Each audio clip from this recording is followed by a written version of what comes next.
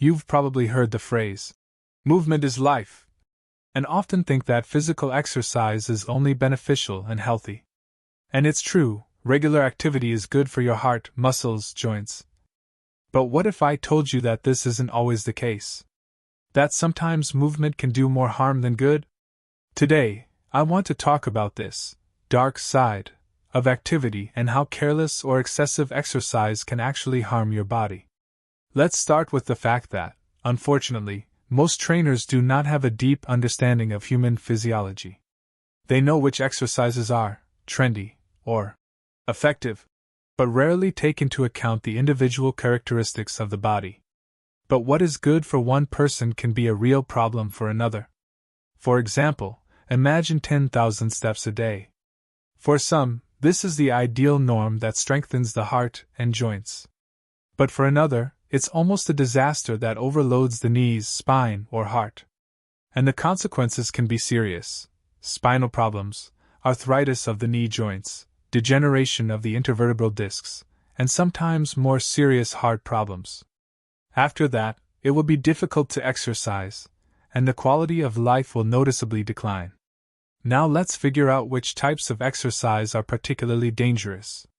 Cardio training is very popular around the world, especially in the US. Many trainers advise getting your heart rate above 140 beats per minute. But few explain what happens to the heart under such stress.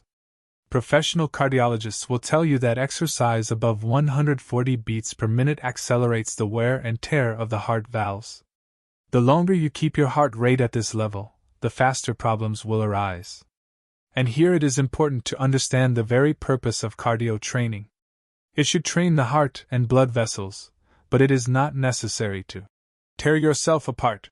To do so, the optimal heart rate range for safe and beneficial training is approximately 120 beats per minute. In this range, you strengthen your heart, blood vessels, and respiratory system without the risk of premature wear and tear. The next topic is the spine. Many people watch YouTube videos with back exercises and think, "This is great, I'll build muscle." But without the proper supervision of a professional trainer, you can exacerbate existing muscle imbalances along the spine. What was supposed to help relax and align the muscles can actually exacerbate spasms and asymmetry. We see young bodybuilders aged 23 with a crooked spine, intercostal neuralgia, and constant pain who don't know how to fix it. If you don't work with the deep muscles of the back, the degeneration of the intervertebral discs progresses very quickly. Sometimes by the age of 40, a person already has serious problems and risks surgery. Even doctors, when selecting exercises for the spine, recommend listening to your body. If you feel pain, it is a sign that the exercise is not suitable and needs to be replaced. Do not ignore such signals. Now let's talk about running in knees. Many people think running is good for you. But in fact, running on asphalt, especially along roads with exhaust fumes, puts a lot of strain on your joints and lungs.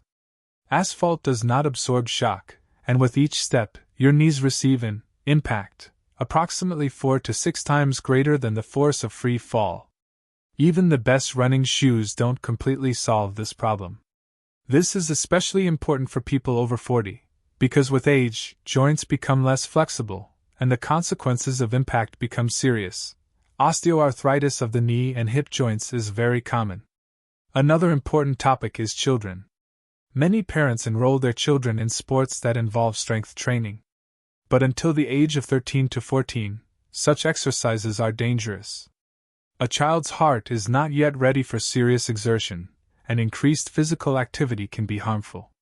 The mechanism that increases cardiac output in adults, the so-called Franco-Starling mechanism, does not work fully in children. Therefore, it is better to replace strength training for children with safe games, swimming, or light gymnastics. Many people think that to be in shape and support the spine, you must go to the gym or swim in the pool. But excessive or improperly selected exercises can only exacerbate the problem. In fact, there are safe and effective methods for supporting the spine and muscle corset, such as the cordis serratus technique. It helps to work out the deep muscles of the back, support the spine, and improve mobility without unnecessary risk. Just a few simple exercises in one session can strengthen the muscle corset and keep the back light. The main idea is that physical activity is important, but it must be done correctly and tailored to the individual. Listen to your body, take into account its characteristics, and don't chase after fashionable trends. Move wisely, and then movement will truly become life, not a source of problems. Stay healthy, take care of yourself and your joints. See you next time.